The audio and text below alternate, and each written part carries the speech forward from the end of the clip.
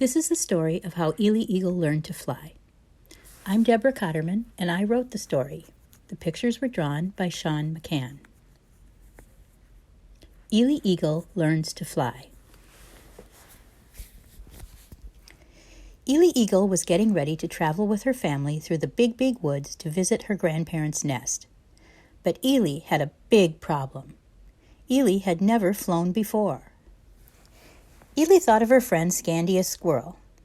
Scandia traveled to the big woods every day. Maybe she could help. So Ely found Scandia high in the trees, jumping from branch to branch. "Scandia," Ely called. "I need to get through the big woods to visit my grandparents.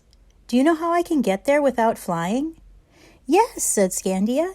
"Jump from branch to branch like I do. You'll be there in no time." Ely hopped onto a low branch. She tried to jump to the next one, but without a tail, she couldn't balance. She slipped off the branch and landed on the ground with a thud. "I don't think I can get to my grandparents' nest by jumping, but thanks for helping me," she said as she picked the leaves out of her wings. Then Ely remembered her friend Lindstrom Lindy Loon. Lindy traveled on the river all day. Ely headed down to the water.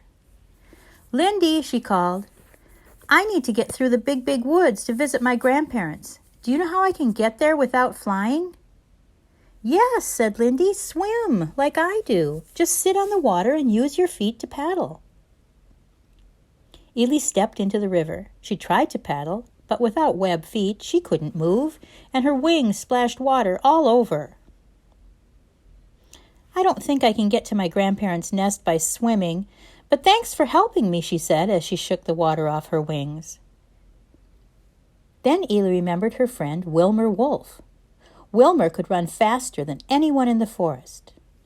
Ely found Wilmer playing with his best friend Fergus Fox. "Wilmer," she called, "I need to get through the big woods to visit my grandparents. Do you know how I can get there without flying?" "Yes," said Wilmer, "run like me or hop like Fergus. Just put your head down and go as fast as you can." Ely lowered her head and tucked her wings close. She tried to lunge forward, but without strong, swift legs like her friends had, she fell forward into a bramble bush. "I don't think I can get to my grandparents' nest by running or hopping, but thanks for helping me," she said, brushing the brambles out of her wings. Ely was walking away when her friend Mankato Moose walked by. "Mankato," said Ely, "I need to get through the big woods to visit my grandparents. Do you know a way I can get there without flying?" "Yes," said Mankato, "I stand tall when I walk. I don't have to worry about bramble bushes. Jump up onto my antlers and I'll carry you." Ely hopped up and Mankato strolled into the woods. But up on Mankato's back, branches bumped Ely in the face. She tried to push them away with her wings, but feathers were not as strong as antlers. Finally, she shouted, "Stop!" "I don't think I can get to my grandparents' nest by walking or riding, but thanks for helping me," Ely said as she jumped to the ground. Ely sat down on an old tree trunk. She was very sad and worried. But then Ely's friend Bemidji Bear came and sat down beside her. He had watched all of the ways Ely tried to travel. "Oh, Bemidji," said Ely, "I need to get through the big woods to visit my grandparents.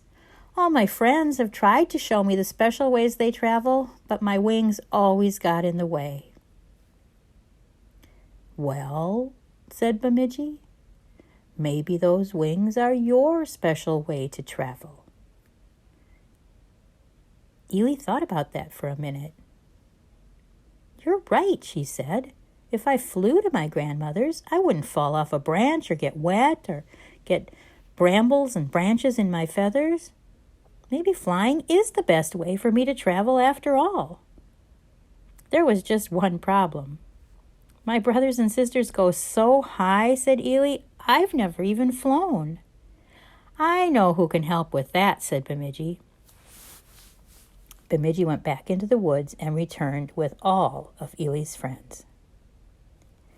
Wilmer and Fergus climbed up onto Mankato's shoulders. Then Bemidji picked up Ely in his big paws and climbed up with Scandia and Lindy. Bemidji lifted Ely until she sat right on top of Wilmer's head. Then Mankato stood tall, raising Ely high into the air. Ely could see the tops of the trees and across the big woods, and she could see her family soaring above her. "Go ahead, Ely," said Bemidji. "You can do it." You can fly, shouted her friends. And with one big jump, Ely soared into the sky to join her family. "Hooray!" everybody shouted. Ely's mother swooped close to her. "Oh, Ely," she said, "I am so proud you are flying with us." "I'm glad I'm flying with all of you too," said Ely, "and I'm really glad I have such great friends."